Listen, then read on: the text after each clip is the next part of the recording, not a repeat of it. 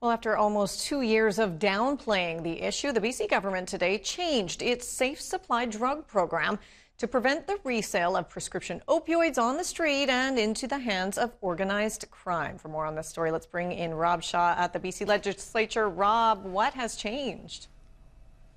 Well, April, the government yielding to criticism on the diversion of safe supply pills, changing the program so that people must use any opioids they get from the government in front of a healthcare professional. It's called witnessed safe supply. It's a big change from BC's unwitnessed safe supply program, which was the first of its kind in Canada, where people could take prescription opioids home for use if they were suffering addictions. That began during COVID, but for the last couple of years, folks have been reporting government pills being sold and resold as a new type of street drug.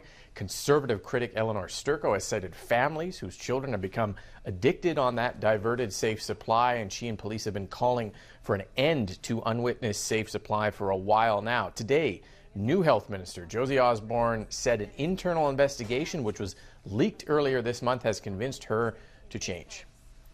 I recognize that this is a difficult change for some, and that we have a lot of work to do with clinicians and with care providers to ensure that clients can transition into a witnessing-only model. But it is an important part of that work to balance the need to care for and to literally save lives by using prescribed alternatives that prevent people from having, those people who are at the highest risk of drug overdose, from having to use illicit street drugs.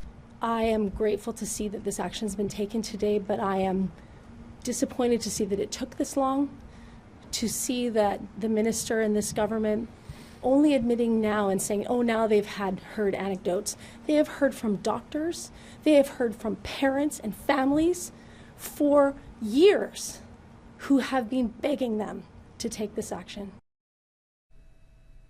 This change from the government coming just an hour before the NDP was set to be grilled in the legislature on the issue in the first question period since the election. That did not prevent the questions, though, with the huge new 44-person BC Conservative caucus making this the top topic for question period, taking it straight to Premier David Eby over his denial and deflection of the problem for some time. Here's a bit of that exchange.